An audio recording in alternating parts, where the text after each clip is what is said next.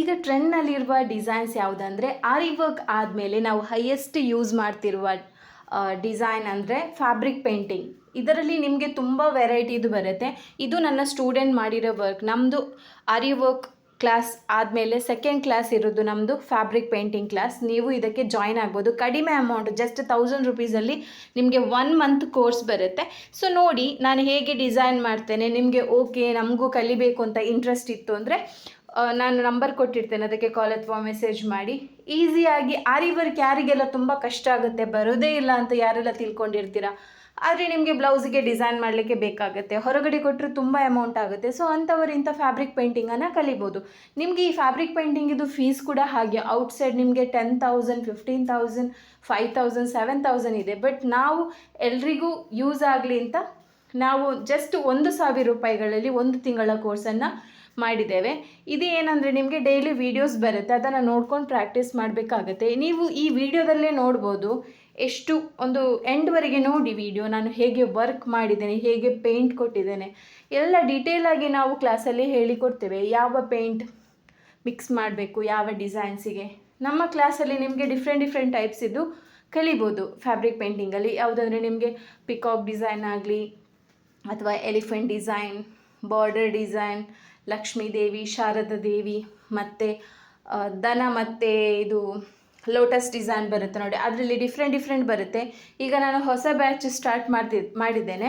So already ನಂದು 2 batch ಮುಗಿದಿದೆ. ಈಗ ನಾವು ಹೊಸ ಬ್ಯಾಚ್ ಸ್ಟಾರ್ಟ್ ಮಾಡುವಾಗ ಹೊಸ ಡಿಸೈನನ್ನು ಕ್ರಿಯೇಟ್ ಮಾಡಿ ಸ್ಟೂಡೆಂಟ್ಸ್ಗಳಿಗೆ ಹೇಳಿಕೊಡ್ತೇವೆ. ಇದು ಲೈವ್ ಇರಲ್ಲ, ಯಾಕಂದರೆ ನಮಗೆ ಒಂದೊಂದು ಡಿಸೈನ್ ಮಾಡಲಿಕ್ಕೆ 2-3 ಅವರ್ಸ್ ಬೇಕಾಗುತ್ತೆ. ಜಸ್ಟ್ ಒಂದು 1/2 ಅವರ್ 1 ಅವರ್ ಲೈವಲ್ಲಿ ನಮಗೆ ಹೇಳಿಕೊಡಲಿಕ್ಕೆ ಕಷ್ಟ ಆಗುತ್ತೆ.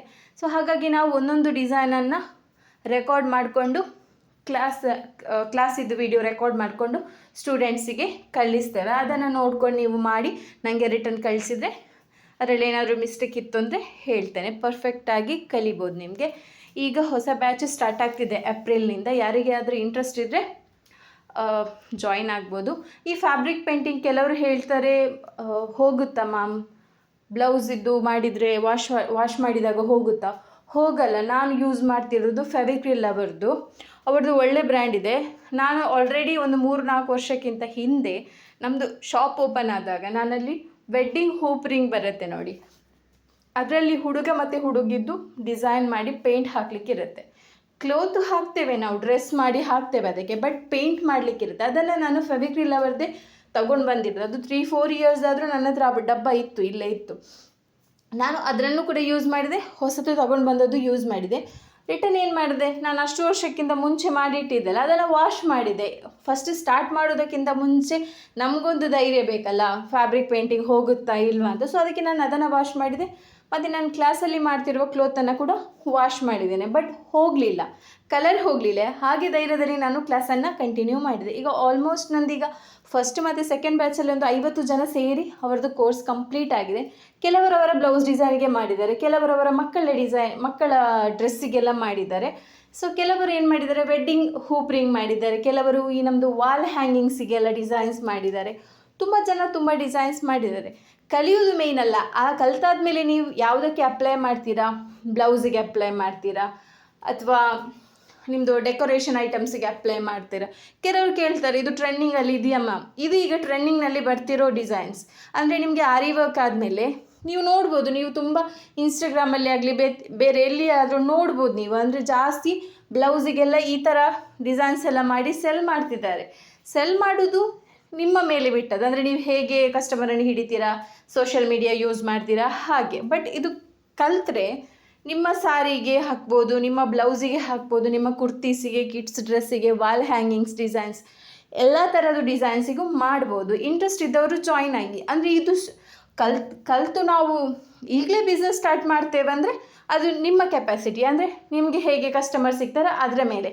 ಬಟ್ ಇದನ್ನು ಕಲಿತ್ರೆ ನಿಮಗೆ ಒಂದು ಟೈಮ್ ಪಾಸ್ ಆಗುತ್ತೆ. ಈಗ ಜಾಸ್ತಿ ಜನ ಏನು ಮಾಡ್ತಾರೆ ಅಂದರೆ ಮನೆಯಲ್ಲೇ ಸುಮ್ಮನೆ ಕೂತ್ಕೊಂಡಿರ್ತೀನಿ ಮ್ಯಾಮ್, ಏನೂ ಕೆಲಸ ಇರಲ್ಲ, ಮಕ್ಕಳು ಶಾಲೆಗೆ ಹೋದ್ಮೇಲೆ, ಗಂಡ ಕೆಲಸಕ್ಕೆ ಹೋದ್ಮೇಲೆ ಸುಮ್ಮನೆ ಇರ್ತೀವಿ, ನಮಗೆ ಆರಿ ವರ್ಕ್ ಕಷ್ಟ ಆಗುತ್ತೆ ಅಂತ ಹೇಳುವವರು ಈ ಫ್ಯಾಬ್ರಿಕ್ ಪೇಂಟಿಂಗ್ ಕ್ಲಾಸಿಗೆ ಜಾಯ್ನ್ ಆಗ್ಬೋದು. ಯಾಕಂದರೆ ನಿಮ್ಮ ಕಿಡ್ಸ್ ಡ್ರೆಸ್ ಆಗಲಿ ಅಥವಾ ನಿಮ್ಮ ವಾಲ್ ಹ್ಯಾಂಗಿಂಗ್ಸ್ ಆಗಲಿ ಮಾಡಿದರೆ ನಿಮಗೊಂದು ಮೈಂಡಿಗೆ ಒಂದು ಏನು ಹೇಳ್ತೇವೆ, ಒಂದು ಟೈಮ್ ಹೋದಾಗ ಬ್ಯುಸಿ ಇದ್ದರೆ ನಿಮಗೆ ಅಷ್ಟು ಟೆನ್ಷನ್ ಆಗಲ್ಲ, ಏನಾದರೂ ಒಂದು ಟೈಮ್ ಪಾಸ್ ಆಗ್ತಾ ಇರುತ್ತೆ. ಮತ್ತು ಇದನ್ನೇ ನೀವು ಮಾಡಿ ಮಾಡಿ ನಿಮ್ಮ ಬ್ಲೌಸಿಗೆ ಬೇಕಾದರೂ ಮಾಡ್ಬೋದು.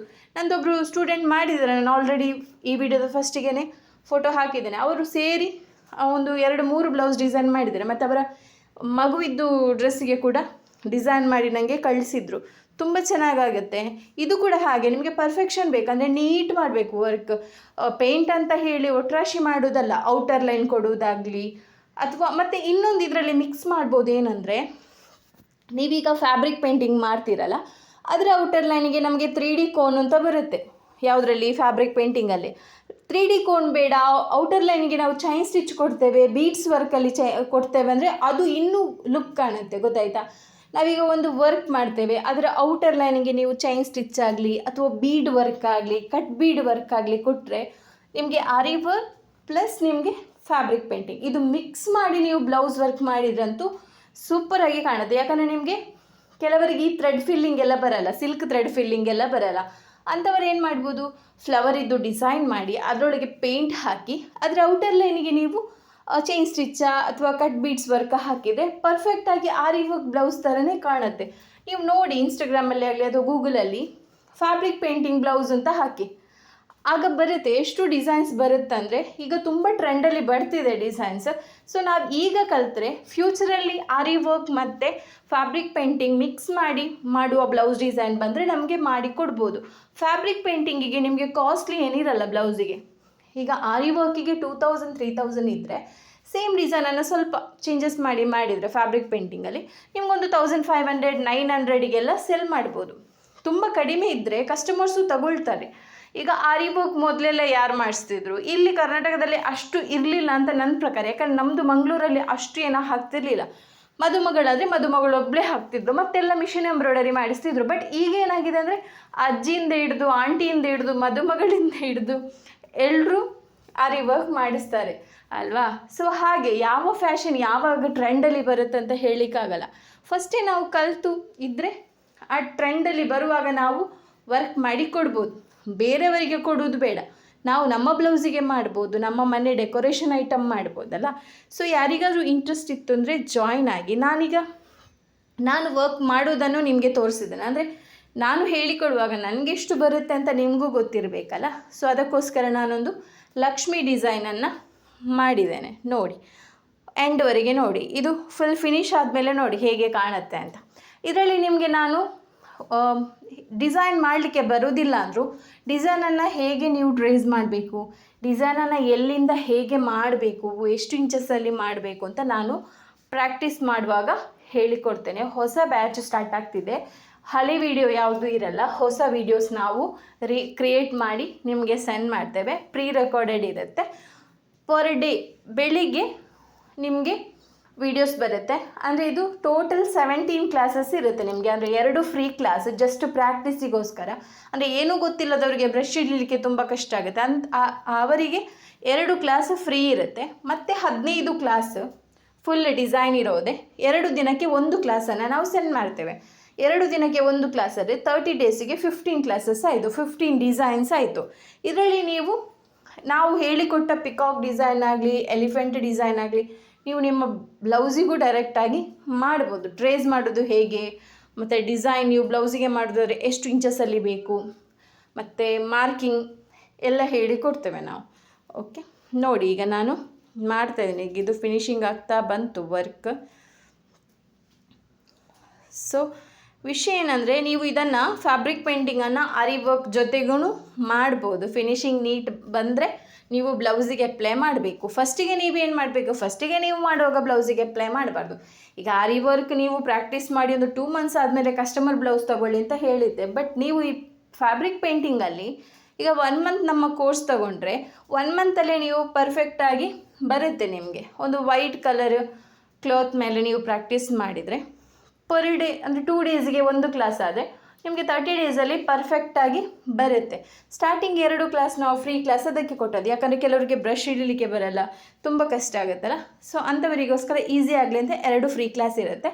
ಮತ್ತು 15 ಕ್ಲಾಸಸ್ ಇರುತ್ತೆ. ಟೋಟಲ್ 17 ಕ್ಲಾಸಸ್ ಇರುತ್ತೆ. ನೀವು ಜಾಯಿನ್ ಆದಮೇಲೆ ನಿಮ್ಗೆ ಯಾವುದೆಲ್ಲ ಮೆಟೀರಿಯಲ್ ಬೇಕು ಅಂತ ನಾವು ಫೋಟೋಸ್ ವಿತ್ ಅದರ ಹೆಸರು ಕೂಡ ಕಳಿಸ್ತೇವೆ. ಇಂಟ್ರೆಸ್ಟ್ ಇದ್ದರೆ ಜಾಯಿನ್ ಆಗಿ. Thank you.